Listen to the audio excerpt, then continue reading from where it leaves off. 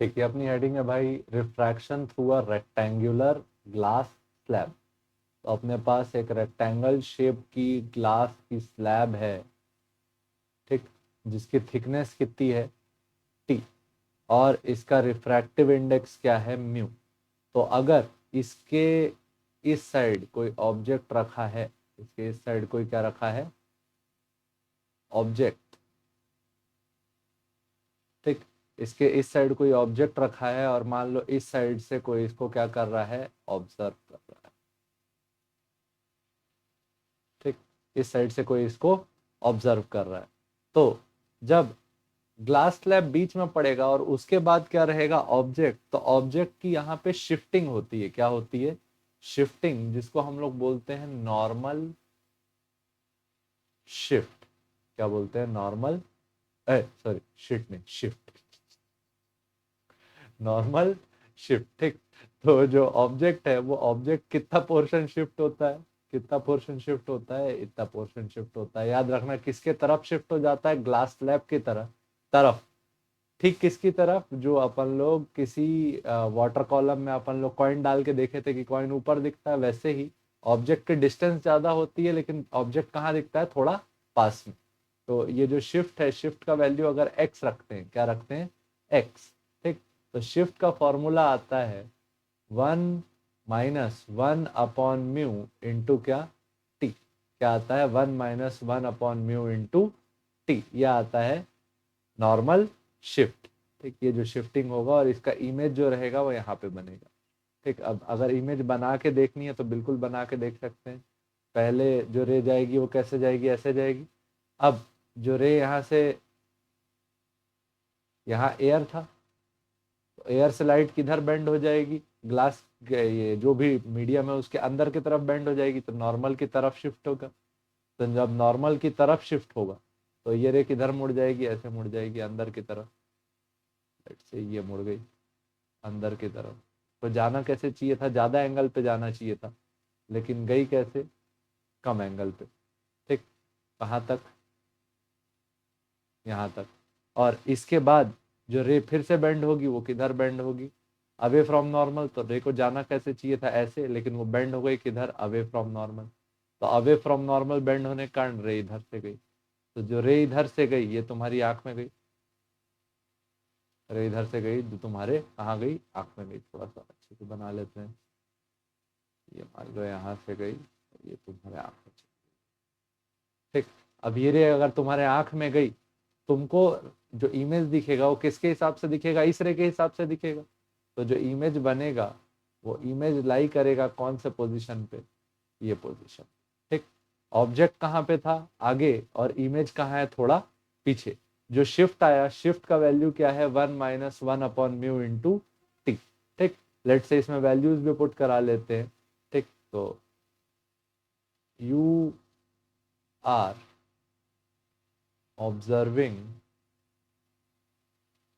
a coin, you are observing a coin which is placed beneath a glass slab at a distance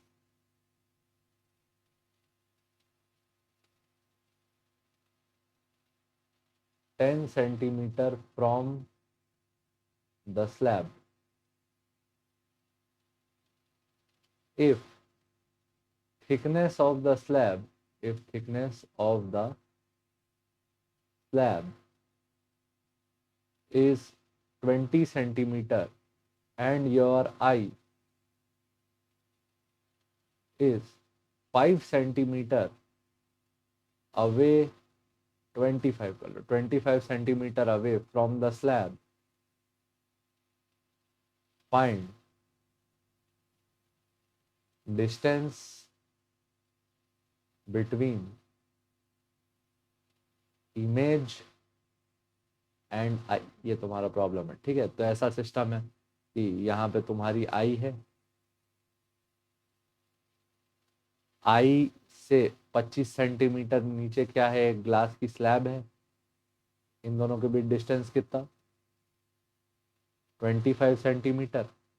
thickness of the slab कितना है इसके बाद, 25 centimetre. Thickness of the slab कितना है, 20 centimetre. और उसके बाद उससे भी नीचे ऑब्जेक्ट रखा है कितने डिस्टेंस पे, डिस्टेंस इक्वल टू कितना सेंटीमीटर, 10 सेंटीमीटर। यहाँ पे कॉइन रखा हुआ है, ठीक।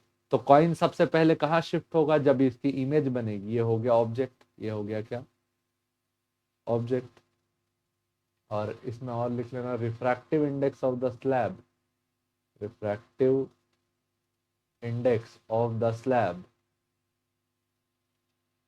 इज 2। तो म्यू का वैल्यू कितना है, 2। तो ऑब्जेक्ट ये रखा हुआ है, इसका जो इमेज बनेगा वो कहाँ पे बनेगा, उसके लिए हम लोग क्या निकालेंगे, नॉर्मल शिफ्ट। नॉर्मल शिफ्ट क्या वैल्यू है, 1 minus 1 upon mu into T. 1 minus 1 upon mu का वैल्यू 2 इंटू टी का वैल्यू कितना, 20 सेंटीमीटर।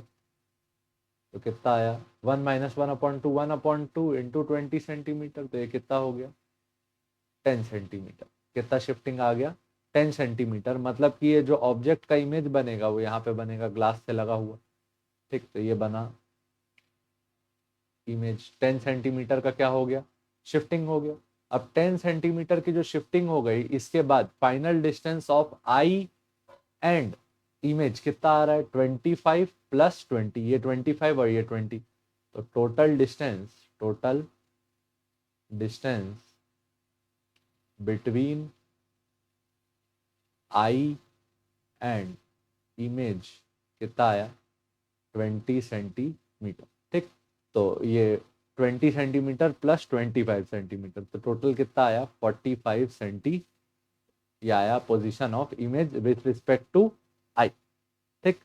एक ये क्वेश्चन हो गया। अब इसमें अगर चाहें तो हम लोग थोड़ा सा और एक डिटेल्ड क्वेश्चन लिख सकते हैं जिसमें ज्यादा स्लैब्स रहेंगी। ये बन गई तुम्हारी आई। आई के नीचे है 3 स्लैब्स। कितनी स्लैब्स रखी हुई है, 3। ये हो गई स्लैब नंबर 1,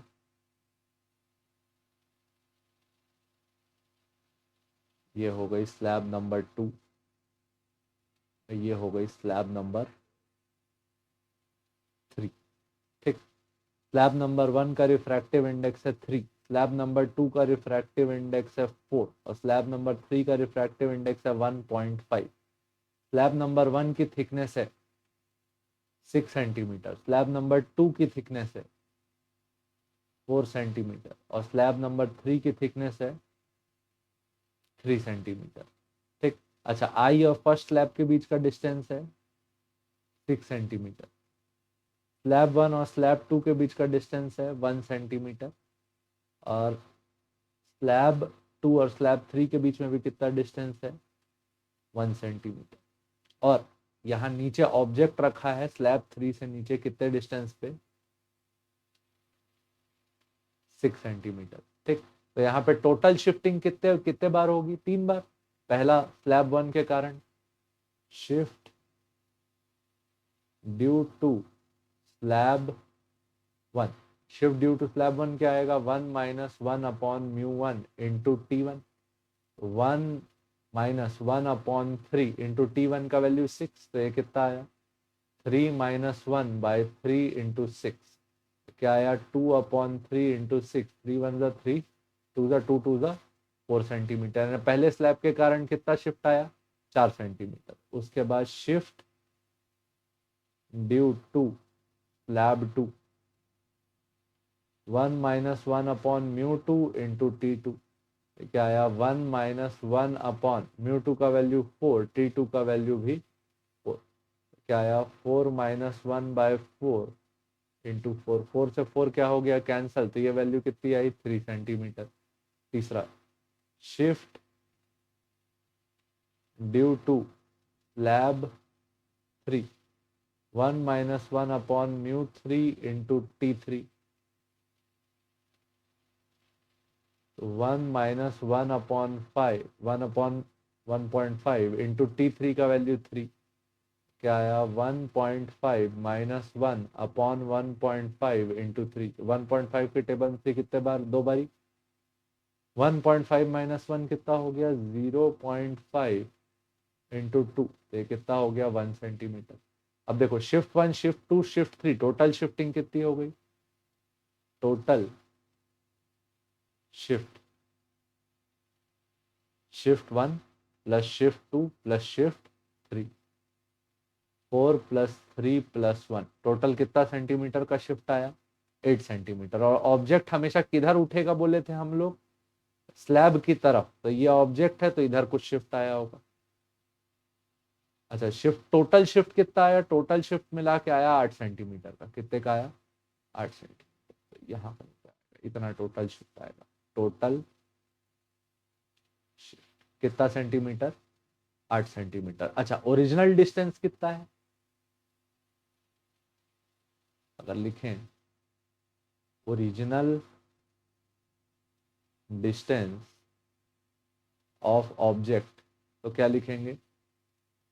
कितना लिखेंगे? 6 सेंटीमीटर पहले आई और फर्स्ट स्लैब के बीच, प्लस स्लैब 1 का थिकनेस फिर 6, फिर दोनों स्लैब के बीच का 1, फिर स्लैब 2 का 4, फिर स्लैब 2 और 3 के बीच में 1, फिर 3, और लास्ट में स्लैब 3 और ऑब्जेक्ट के बीच में। ये फाइनल ये हमारा ऑब्जेक्ट था। ये सबको ऐड करो। 6 plus 6 12, 12 plus 1 13, 13 plus 4 17, 17 plus 1 18, 18 plus 3 21, 21 और 6 27 सेंटीमीटर। ठीक, तो ओरिजिनल पोजीशन क्या था? 27। ओरिजिनल पोजीशन क्या था? 27। और शिफ्ट कितना आया? 8 सेंटीमीटर अपवर्ड्स। तो final position, final apparent position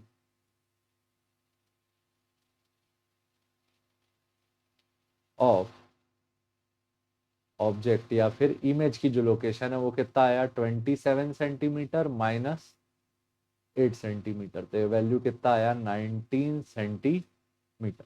ठीक, तो ये था हमारा क्या? Normal shift on a rectangular glass slab. क्या था? Normal shift on a rectangular glass slab. ये अपना हेडिंग हो गया कंप्लीट। एक टॉपिक और है इसमें। ठीक, एक टॉपिक और है इसमें, उसका नाम है क्या? Lateral shift. Lateral shift when light रे passes through a rectangular। अच्छा, इसको आराम से पॉज ऑज करके लिख लेना भाई, कैसे किए, ठीक है? Rectangular glass slab, lateral shift when light ray passes through a rectangular glass। ठीक, सबसे पहले अपन एक स्लैब बना लेते हैं। ग्लास स्लैब में लाइट आके गिरी, कितने एंगल पे आके गिरी? लेट से लाइट आके गिरी आई एंगल पे। कितने एंगल पे गिरी? आई। लाइट को जाना सीधे चाहिए था, लेकिन लाइट बेंड किधर होगी?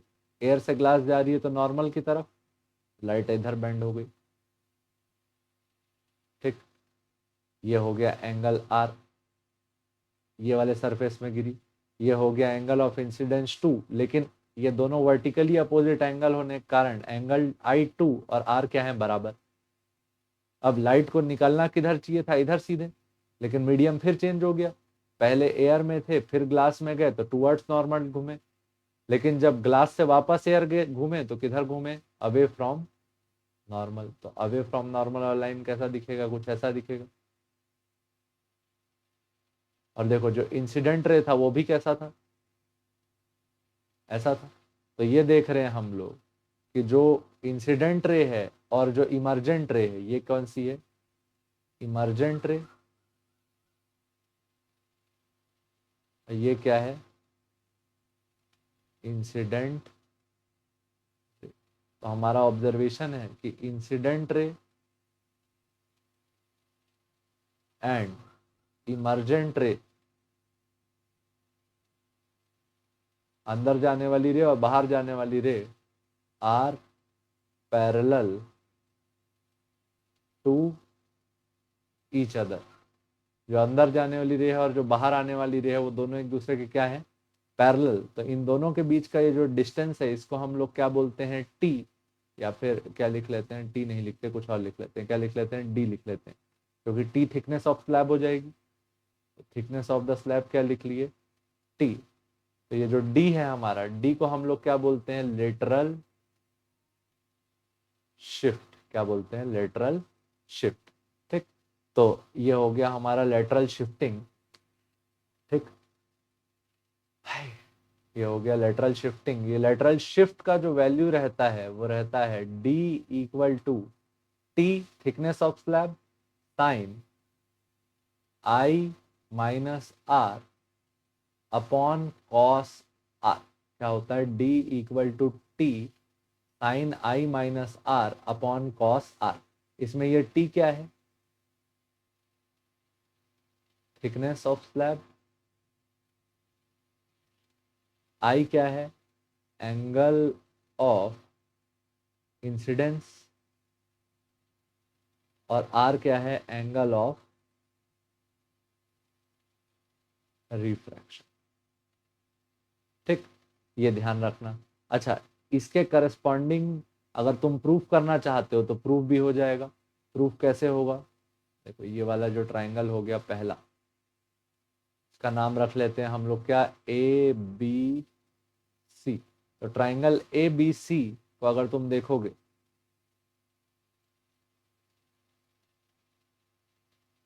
ट्राइंगल ए बी सी, ठीक, तो ए ट्राइंगल ए बी सी जो तुम्हारा ट्राइंगल है, ये यहाँ पे एंगल क्या है, आर। ये जो है ए बी, ये क्या है, थिकनेस ऑफ द स्लैब के बराबर, क्योंकि ये दोनों लाइंस कैसी थी, पैरेलल। अच्छा, तो ये जो लाइन है, कौन सी लाइन, ये जो लाइन है, इसका हम लोग एंगल मान लेते हैं क्या, इसका जो लेंथ मान लेते हैं, ये क्या मान लेते हैं, एल। कितना लेंथ मान लेते हैं, एल। जैसे ये लेंथ एल मानोगे तो देखो तुमको एक रेशियो मिल जाएगा। एंगल के साथ वाली साइड को क्या बोलते हो, बेस, और सबसे लॉन्गेस्ट साइड को क्या बोलते हो, हाइपोटेनियस। हाइपोटेनियस, तो क्या लिखोगे, कॉस, अच्छा एंगल क्या है, आर, बेस और हाइपोटेनियस, बेस अपॉन हाइपोटेनियस। तो बेस का वैल्यू क्या है, टी, अपॉन हाइपोटेनियस का वैल्यू क्या है, एल। क्या है, टी बाय एल। एल क्या है, ए सी। ठीक, तो यहां से एल का वैल्यू क्या आया, टी बाय कॉस आर। क्या आया, एल का value T by cos R. ठीक, कैसे आया, ये हो गया बेस और ये हो गया हाइपोटेनियस। अच्छा, ये हो गया। अच्छा, इसके बाद अगला तुम देखोगे एंगल ऑफ डेविएशन। क्या देखोगे, एंगल ऑफ डेविएशन। लाइट को जाना सीधे चाहिए था, लेकिन लाइट किधर बेंड हो गई, इधर बेंड हो गई यहाँ पे। तो ये जो एंगल है इसका नाम क्या है, एंगल ऑफ डेविएशन। और रिफ्रैक्शन में हम लोग याद करके रखे हैं, angle of deviation in, angle of deviation in refraction का वैल्यू हम लोग लिखते हैं क्या, आई माइनस आर। क्या लिखते हैं, आई माइनस आर। तो हमारा यहाँ पे एक ट्राइंगल और जनरेट करेंगे हम लोग, कौन सा, ये वाला। ये कौन सा ट्राइंगल, ए सी, ये एक पॉइंट ले लेते हैं, यहाँ पे परपेंडिकुलर ड्रॉप किया, ये ट्राइंगल का नाम रख लेते हैं ए C D.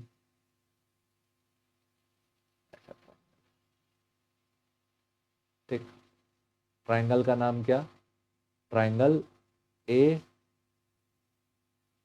C D.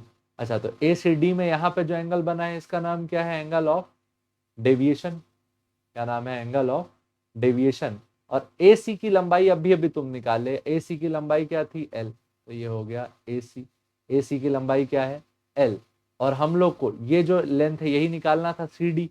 C D क्या है, डी, या फिर लेटरल शिफ्ट। तो सी डी की जगह हम लोग क्या लिख देते हैं, डी, या फिर इसको हम लोग क्या बोले, लेटरल शिफ्ट। ठीक, तो इस सरफेस में हम लोग यहाँ पे क्या ड्रॉप किए थे, परपेंडिकुलर। ये हमारा क्या है, परपेंडिकुलर। कौन सा, ये ट्राइंगल थोड़ा सा गड़बड़ बन गया है। सी से डी पे जो लाइन डाले थे ये क्या थी, परपेंडिकुलर। सी से डी पे जो लाइन डाली थी ये क्या थी, परपेंडिकुलर। ट्राइंगल को रीडिजाइन कर लिया जाए क्या, हाँ ट्राइंगल को रीडिजाइन कर लिया जाए।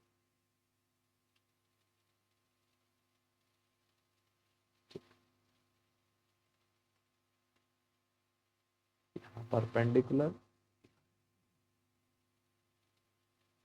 ठीक। तो यहाँ पे अपना परपेंडिकुलर है, यहाँ पे एंगल क्या है, डेल्टा। अच्छा, तुम्हारे दिमाग में मान लो बार बार आ रहा होगा कि ये कैसे लिख दिया, angle of deviation del I minus R. तो ये याद रखना, शॉर्ट में बता दे रहा हूँ। लाइट आती है ऐसे, ठीक, कितने एंगल पे आती है, आई। जाना कैसे होता है, सीधा, लेकिन बेंड हो जाती है अंदर की तरफ, तो ये एंगल हो गया क्या, आर, ठीक। ये एंगल हो गया कितना, आर। और ये दोनों के बीच, लाइट को जहां जाना था और जहां गई, उसके बीच के एंगल को हम लोग क्या बोलते हैं, डेल्टा, ठीक। तो देखो यहाँ पे अगर लाइट शिफ्ट नहीं होती, इफ लाइट शिफ्ट नहीं होती और यहाँ पे मैं नॉर्मल बनाता, तो यहाँ जो एंगल एक्स रहता, यहाँ पे कभी एंगल वही एक्स रहता। तो यहाँ पे देखो, अगर ये शिफ्ट नहीं होता तो सीधे जाता, और सीधे जाता तो ये एंगल क्या बनता, एक्स, ठीक। और ये एक्स मतलब क्या हो गया, एंगल ऑफ इंसिडेंस के बराबर। तो क्या लिखे, आर प्लस डेल्टा बराबर आई। तो डेल्टा का फॉर्मूला याद रखना क्या रहेगा, आई माइनस आर। रिफ्रैक्शन में इन जनरल याद कर सकते हो कि डेल्टा का वैल्यू क्या, आई माइनस आर, ठीक। तो ये साइड थी अपनी ए सी, और ये हमारा डी, ठीक। तो डी हमारा क्या है, लेटरल शिफ्ट। और हम लोग को यहाँ पे दो चीजें फिर से पता है, एक हमारा हाइपोटेनियस, हाइपोटेनियस की लंबाई कितनी थी, डी की वैल्यू एल, ठीक। और ये हमको इस बार पता है एंगल के सामने वाली साइड को क्या बोले, परपेंडिकुलर, क्या बोले, परपेंडिकुलर। तो परपेंडिकुलर और हाइपोटेनियस में क्या रिलेशन होता है, साइन थीटा। तो साइन थीटा का वैल्यू क्या है, delta, sine delta equal to क्या, परपेंडिकुलर अपॉन हाइपोटेनियस। परपेंडिकुलर की जगह कौन आ गया, डी, और हाइपोटेनियस की जगह कौन आ गया, एल। और हमको डी निकालने में ही इंटरेस्ट था, और डेल्टा का वैल्यू क्या है, आई माइनस आर। तो sine delta equal to D upon L. L इधर गया तो डी का वैल्यू क्या आया, एल साइन डेल्टा, ठीक। और साइन डेल्टा का वैल्यू क्या है, आई माइनस आर। तो डी का वैल्यू क्या आया, L sine I minus R. और एल का वैल्यू क्या था, एल का वैल्यू भी ज्योमेट्री से निकाले थे, T upon cos R, T upon cos R into sine I minus R. ये तुम्हारा फॉर्मूला बन गया किसके लिए, फॉर्मूला फॉर लेटरल शिफ्ट। ये अपने एग्जाम में कभी कभार बोर्ड में भी पूछता है, तो इसको भी ध्यान रखना, ठीक है। अच्छा, अगर इसको हम लोग थोड़ा सा मॉडिफाई करें तो एक फॉर्मूला और होता है, ये कभी कभार जेई में यूज होगा, D equal to 1 - cos i। ये रट्टा मार के रखना भाई, इसको प्रूफ नहीं करेंगे। D equal to 1 - cos i upon mu square minus sine square I into sine I into T. अच्छा, ये साइन आई अलग से है और टी अलग से, ठीक। और इसमें भी एक और फॉर्मूला याद रखेंगे, if angle of incidence is small, लगभग लगभग याद रखना, बन जाएगा D equal to T, D equal to, वैसे ही याद रखो जैसे पहले याद किए थे, 1 - 1 अपॉन म्यू इंटू टी। ये तुम किसका फॉर्मूला याद किए थे, नॉर्मल शिफ्ट का, इसमें आई और लगा देना, 1 - 1 upon mu into T into I. ये कब, जब एंगल क्या हो, small. If angle of incidence is small, तो लेटरल शिफ्ट का फॉर्मूला ये, normal shift into I, lateral. अच्छा, स्कूल के एग्जाम के लिए वाला याद रखना, D equal to T by cos R into sine I minus R. इसका प्रूफ भी कर दिए, ठीक है। चलो, ठीक है, ठीक है, इसको यहीं तक रखते हैं, इस पे क्वेश्चन अगले वीडियो में डाल देंगे, ठीक। क्या क्या पढ़े भाई, नॉर्मल शिफ्ट पढ़े, नॉर्मल शिफ्ट एकदम सिंपल। ऑब्जेक्ट का इमेज जो है वो, जो स्लैब है उसकी तरफ शिफ्ट हो जाता है, कितना शिफ्ट होता है, 1 - 1 upon mu into T. Lateral shift के दो फॉर्मूले इजी वाले याद रखना, लेटरल शिफ्ट के दो फॉर्मूले कौन कौन से हैं, D equal to T sine, I minus R. D equal to T sine, I minus R. Lateral shift के दो फॉर्मूले कौन कौन से हैं, D equal to T sine, I minus R. I minus R या फिर T sine delta upon cos R. अगर आई छोटा हो तो d equal to 1 minus 1 upon mu into T and normal shift into angle, या फिर इसका एक फॉर्मूला है, ये जेई के एग्जाम के लिए बस है, 1 minus cos I upon root over mu square minus sine square I into T into sine. इतना हम लोगों ने इस वीडियो में डिस्कस किया। ठीक, अब क्या वीडियो लंबी हो गई है तो इस पर क्वेश्चन नहीं डाल रहा हूँ। ठीक है, ठीक भाई, देखने के लिए बहुत बहुत धन्यवाद। जय हिंद।